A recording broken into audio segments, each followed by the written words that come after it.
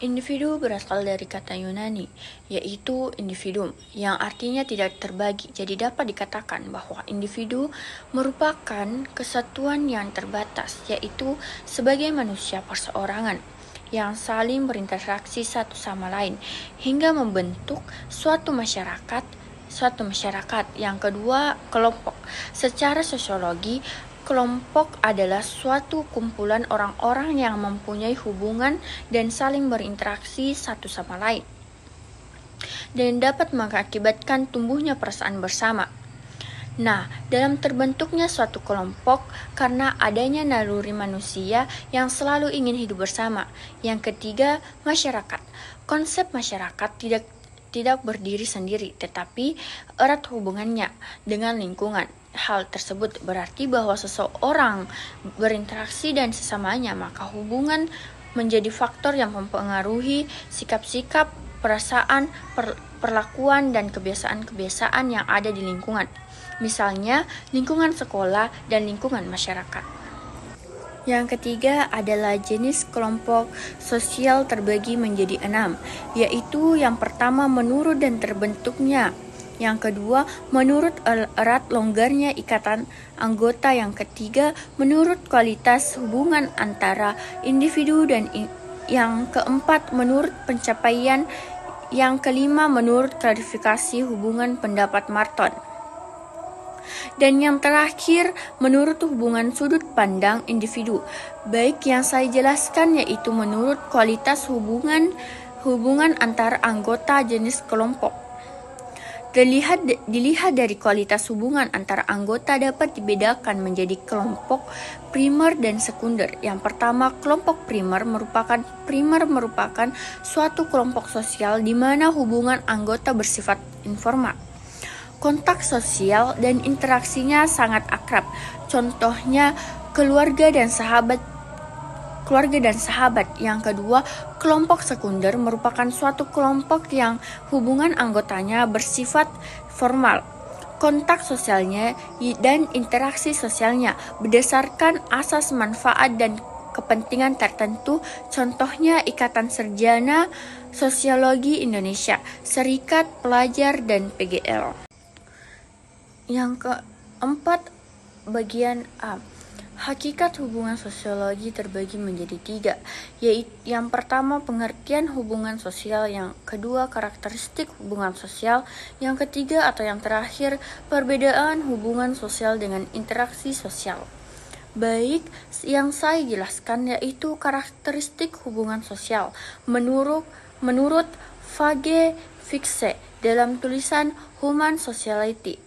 Karakteristik dari suatu hubungan sosial adalah dua orang atau lebih saling berkoordinasi antara suatu dengan yang lainnya, di mana tindakan, pengaruh, evaluasi, atau pikiran mereka saling melengkapi. Hal ini berarti masing-masing orang tersebut membuat pemahaman atau pengertian maupun perasaan berdasarkan referensi dari pelaku atau tindakan orang lain. Bagian B, hubungan sosial dalam masyarakat ada 6. Yang pertama, hubungan pribadi.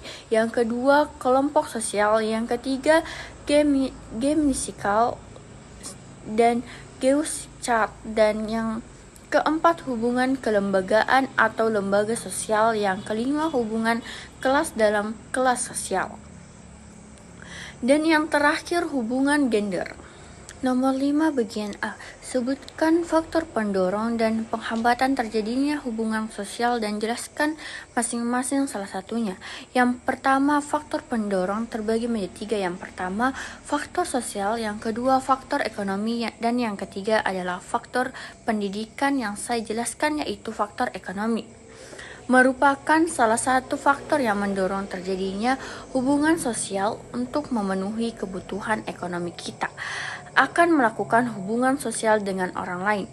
Yang kedua, faktor penghambatan menjadi 4. Yang pertama, hambatan antropologi. Yang kedua, hambatan sosiologis. Yang ketiga, hambatan psikologis. Yang terakhir, hambatan ekologis. Yang saya jelaskan yaitu hambatan psikologis. Hubungan sosial akan sulit tercapai jika kondisi psikologis seseorang sedang terganggu, misalnya sedang marah, sedih, bingung, merasa kecewa, dan psikologis lainnya, apalagi jika orang tersebut prasangka kepada kita. Bagian B, sebutkan 8 dampak hubungan sosial dan jelaskan salah satunya. Dampak hubungan sosial yaitu yang pertama, mempermudah proses sosialisasi. Yang kedua, mendorong proses internalisasi. Yang ketiga, mempermudah proses enkulturalisasi. Yang keempat, terjadinya difusi atau penyebaran manusia. Yang kelima, terjadinya akulturasi. Yang keenam, terjadinya asimilasi. Yang ketujuh, mendorong inovasi. Yang kedelapan, menciptakan konflik. Yang saya jelaskan, menciptakan konflik adalah suatu proses sosial antara dua atau lebih, bisa juga kelompok, di mana salah satu pihak berusaha menyingkirkan pihak lain dengan menghancurkan atau membuat tidak berdaya. Hal ini disebabkan perbedaan pendapat, ideologi, gaya hidup, status, peran sosial, dan sebagainya. Yang kedua yaitu jelaskan apa yang dimaksud dengan hubungan sosial dalam masyarakat dan sebutkan faktor-faktor yang menjadi dasar terbentuknya kelompok sosial dan jelaskan salah satunya. Hubungan sosial atau individu relation adalah hubungan antara dua atau lebih individu di mana tingkah laku yang satu mempengaruhi mengubah atau memperbaiki tingkah individu yang lain. Ini terwujudnya adanya hubungan individu dengan individu lainnya dan kelompok-kelompok dengan kelompok yang mempelajari tingkah laku dari kawan interaksinya. Faktor-faktor yang jadi dasar terbentuknya kelompok sosial ada 5. Yang pertama, faktor keturunan, faktor daerah asal, faktor geografis, dan faktor keagamaan. Yang terakhir yaitu faktor ideologi. Kenegaraan, baik yang saya jelaskan yaitu faktor keturunan. Keturunan yang sama merupakan tali persaudaraan dan mempersatukan kelompok sosial yang sangat erat, lebih-lebih apabila mereka yang ada di daerah atau di negara lain.